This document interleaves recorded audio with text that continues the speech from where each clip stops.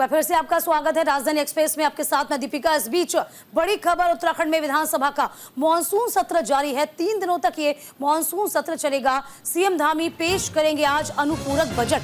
5,000 करोड़ का ये बजट पेश किया जाएगा। सीएम धामी इसे पेश करेंगे। देखिए, 3 दिन का ये मॉनसून सत्र है, जिसको लेकर गैरसैंण में इस सत्र का आयोजन किया गया। 18 महीने का इंतजार किया गया और आज का दिन बेहद खास माना जा रहा है।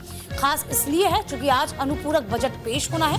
हालांकि ये भी कहा गया था कि ये पूरा सत्र हंगामेदार रह सकता है। इस बीच विपक्ष का ये भी कहना था कि इस सत्र को बहुत छोटी अवधि के लिए क्यों सरकार ने बुलाया है। तो तमाम तरह के सवाल खड़े हो रहे हैं। और देखिए, सदन इस वक्त चल रहा है, विधानसभा का सत्र चल रहा है और आज आपको बता दें कि कार्यवाही शुरू हो गई है। गैरसैंण में मॉनसून सत्र रखा गया है। तो फिलहाल उत्तराखंड में विधानसभा का मॉनसून सत्र जारी है। आज अनुपूरक बजट पेश किया जाएगा। सीएम धामी खुद अनुपूरक बजट पेश करेंगे। 5,000 करोड़ का यह अनुपूरक बजट होगा।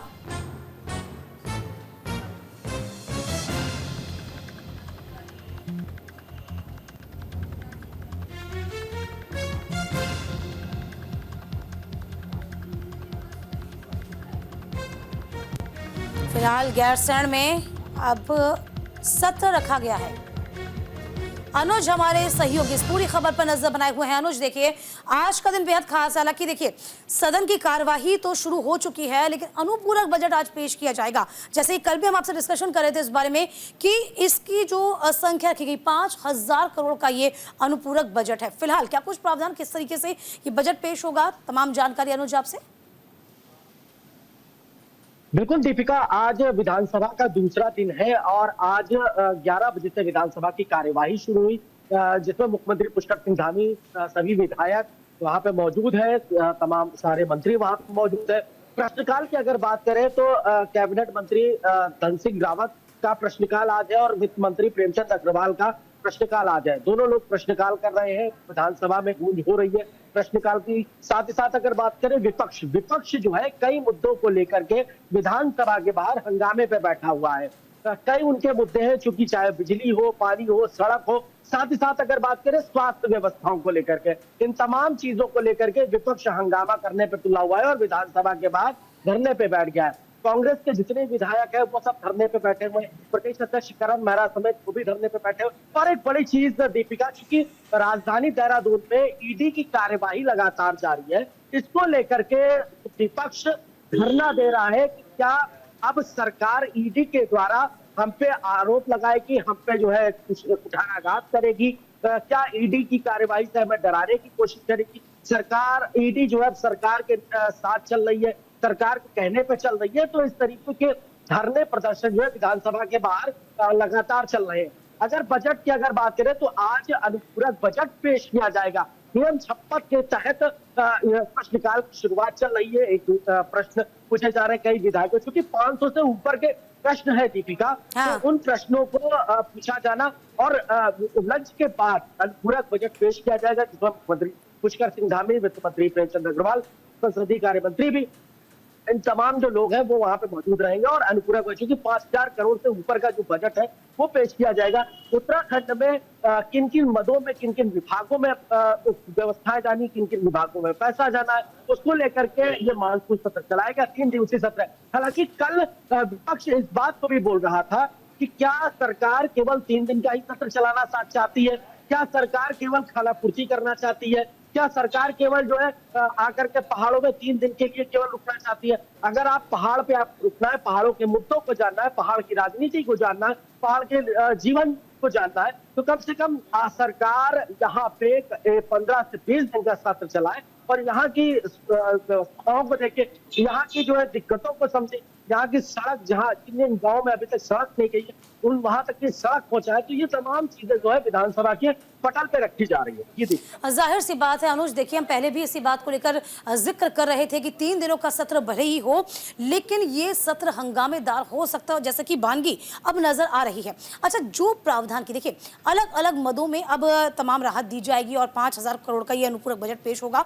इसके अलावा अब आगे क्या सिनेरियो समझ में आ पा रहा है, क्योंकि प्रदर्शन लगातार किया जा रहा है रहा है तमाम जो जनहित से जुड़े मुद्दे हैं, जिन पर अमली जामा पहनना था, जिन पर डिस्कशन हो रहा था, क्या वो सब दबके रह जाएंगे इस सत्र में या फिर कुछ आगे हो पाएगा? क्या लगता है आपको?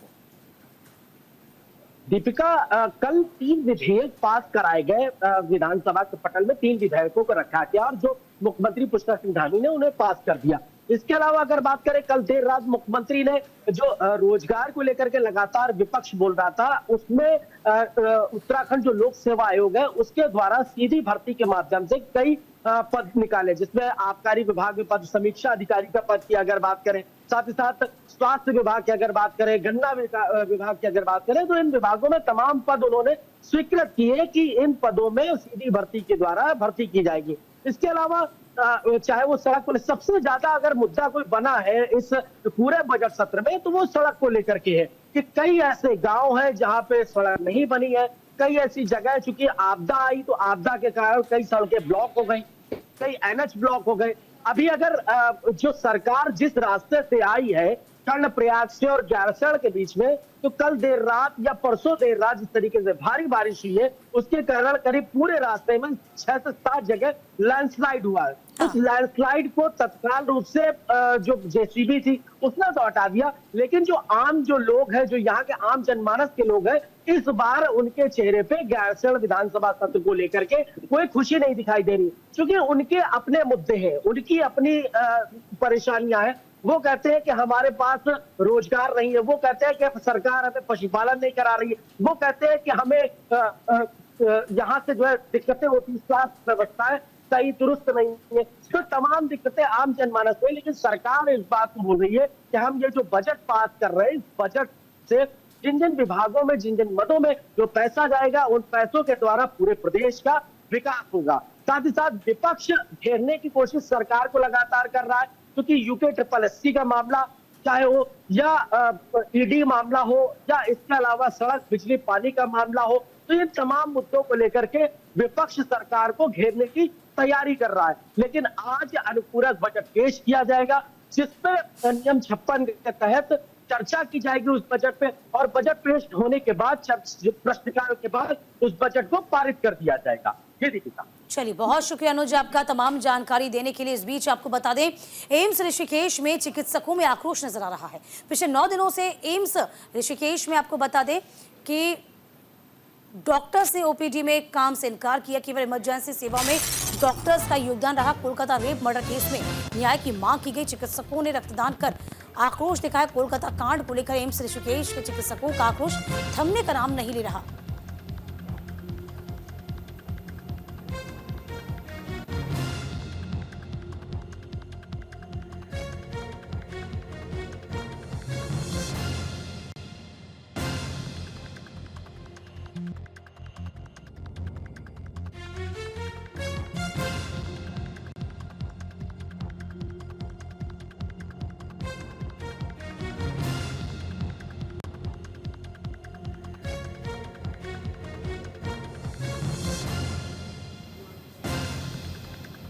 तो पिछले 9 दिनों से रेजिडेंट डॉक्टरों ने ओपीडी के काम बंद रखा है और केवल इमरजेंसी और ट्रॉमा सेवाओं में ही योगदान दिया जा रहा है। एम्स ऋषिकेश के चिकित्सक कोलकाता कांड के ट्रेनी डॉक्टर्स के साथ हुई घटना से आहत हैं और न्याय की मांग कर रहे हैं। इसी कड़ी में ट्रॉमा सेंटर में रक्तदान शिविर का आयोजन किया गया, जिसमें कई चिकित्सकों ने रक्तदान कर अपने आक्रोश को व्यक्त किया। रेजिडेंट डॉक्टर्स एसोसिएशन के महासचिव डॉक्टर कार्तिक ने बताया कि जब तक चिकित्सकों की सुरक्षा के ठोस कदम नहीं उठाए जाते, तब तक उनका विरोध जारी रहेगा। मांग है, डॉक्टर जो हड़ताल पे बैठे हैं, सिर्फ एम्स ऋषिकेश की बात नहीं, पूरे इंडिया में हम हड़ताल पे सिर्फ इसलिए हमारे बैठने का उद्देश्य है कि जो अस्पताल है, अस्पताल में जो सिक्योरिटी है डॉक्टर्स के लिए, कि अगर कोई भी बंदा है, किसी के साथ कोई हादसा हो जाता है, तो अस्पताल में जो डॉक्टर है, यहाँ की सुविधा है, यहाँ के उपकरण है, उनको नुकसान पहुँचाने की कोशिश करता है। तो उसके लिए सीधा सा एक एक्ट होना चाहिए, प्रावधान होना चाहिए कि उनके अगेंस्ट कड़ी से कड़ी सजा उन्हें दी जानी चाहिए। हमारा प्रदर्शन जैसा कि आप देख रहे हैं पिछले हफ्ते से चल रहा है, जब से हमारे महिला चिकित्सक का आरजीकर मेडिकल कॉलेज में जो उनके साथ दुर्घटना हुई है, जो उनके साथ घटना हुई है, उस वक्त के बाद से ही हमारी सॉलिडारिटी आरजीकर मेडिकल कॉलेज के सारे छात्र छात्राओं के साथ है और ये पूरे भारत में चल रहा है, सिर्फ एक इंस्टीट्यूट में नहीं। हम सब सॉलिडारिटी में उस महिला चिकित्सक के साथ खड़े हैं, जो भी घटना उनके साथ हुई है।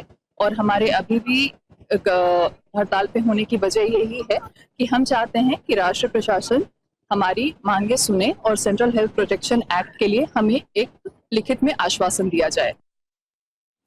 इस बीच कोलकाता रेप मर्डर मामले में आज जनता में जन आक्रोश है। हरिद्वार में युवाओं ने कैंडल मार्च के जरिए न्याय की मांग की है। पश्चिम बंगाल में राष्ट्रपति शासन लगाने की मांग की गई। बीजेपी ने बंगाल सरकार पर संवेदनहीनता का आरोप लगाया। कोलकाता रेप और मर्डर मामले में आज जन आक्रोश है। हरिद्वार में युवाओं ने कैंडल मार्च निकाला, पीड़िता को न्याय दिलाने की मांग की है। इसके साथ ही पश्चिम बंगाल में राष्ट्रपति शासन लगाने की मांग की गई। भगत सिंह चौक से चंद्राचार्य चौक तक निकाले गए कैंडल मार्च में बड़ी संख्या में युवा, स्कूली छात्र छात्राएं, सामाजिक संगठनों के लोग शामिल थे। भारतीय जनता युवा मोर्चा के पूर्व जिला अध्यक्ष हरजीत सिंह ने रेप और मर्डर मामले में पश्चिम बंगाल सरकार पर संवेदनहीनता बरतने का आरोप लगाते हुए सरकार को बर्खास्त कर राष्ट्रपति शासन लगाने, आरोपियों को कड़ी से कड़ी सजा देने की मांग की।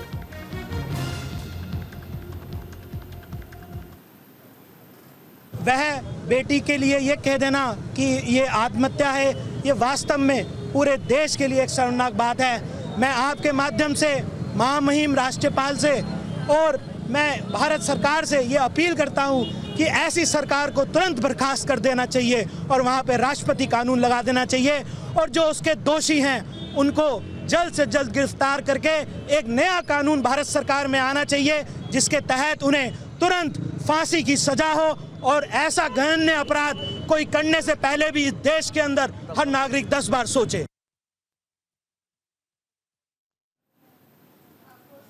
तो फिलहाल कोलकाता रेप मर्डर मामले में जन आक्रोश साफ तौर पर नजर आ रहा है। हरिद्वार में कैंडल मार्च निकाला गया है और बीजेपी के तमाम जो नेता हैं लगातार प्रदर्शन कर रहे हैं।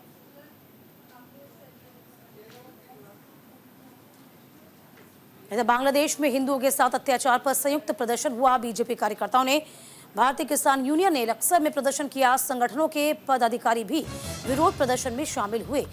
तो खबर लक्सर से, जहां बांग्ला में हिंदुओं और अल्पसंख्यकों पर लगातार अत्याचार हो रहे हैं, उसके विरोध में निर्धक विधिक सहायता समिति, भाजपा किसान यूनियन के कार्यकर्ताओं ने संयुक्त रूप से लक्सर में आक्रोश रैली निकाली है। बांग्लादेश के खिलाफ प्रदर्शन किया। एसडीए के माध्यम से प्रधानमंत्री को ज्ञापन सौंपा है। इस मौके पर संगठन के पदाधिकारियों ने कहा कि जिस तरह से बांग्लादेश में हिंदुओं पर लगातार अत्याचार हो रहे हैं, बांग्लादेश सरकार के खिलाफ कोई कार्रवाई नहीं हो रही। उसे ऐसा लगता है कि विश्व भर में मानवता शर्मसार हो रही है, इंसानियत शर्मसार है। भारत के प्रधानमंत्री नरेंद्र मोदी को चाहिए कि अब बांग्लादेश के उपद्रवियों के खिलाफ कड़ी से कड़ी कार्रवाई करें, एक्शन लें, इस मामले को अंतर्राष्ट्रीय स्तर पर उठाएं और बांग्लादेश के 2 टुकड़े कर वहां अलग से हिंदुओं के लिए अलग देश बनाने का काम करें।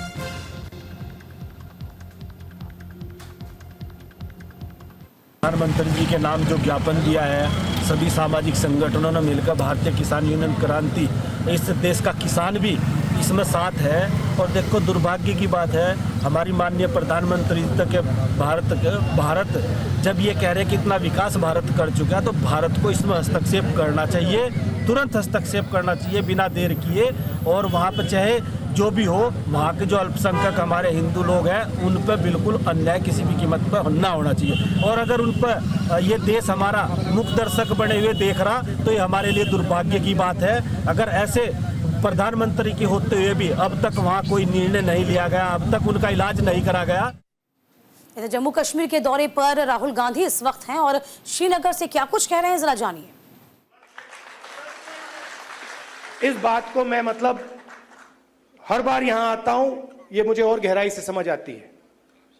ये बहुत पुराना रिश्ता है, खून का रिश्ता है। तो ये मैसेज मैं आपको देना चाहता था। 2-3 और चीजें कहूंगा। अगर कॉन्फिडेंस से, निडरता के साथ किसी ने जम्मू कश्मीर में काम किया है, तो वो कांग्रेस का कार्यकर्ता है।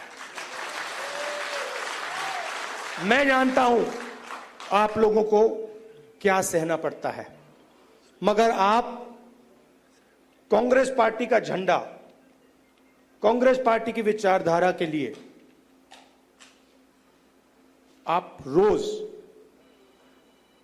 लड़ते हो और जान देने के लिए आप तैयार रहते हो। तो मैंने कर्रा साहब को कहा है, खारगे जी ने भी कहा है कि गठबंधन होगा, मगर कांग्रेस पार्टी के कार्यकर्ता की इज्जत, रिस्पेक्ट मेंटेन करके होगा। सीधी सी बात है, प्यार से होगा, दोस्ती से होगा, मगर हमारा जो कार्यकर्ता है उसकी रिस्पेक्ट के साथ होगा। हमारे जो लीडर्स हैं उनकी रिस्पेक्ट के साथ होगा, क्योंकि आपने अपनी पूरी जिंदगी कांग्रेस पार्टी की विचारधारा की रक्षा करने में, कांग्रेस पार्टी की थिंकिंग को आगे बढ़ाने में दी है। और मैं जानता हूं। चलिए यहाँ रुकते हैं छोटे से ब्रेक के लिए, फौरन लौटेंगे कुछ और खास खबरों के साथ।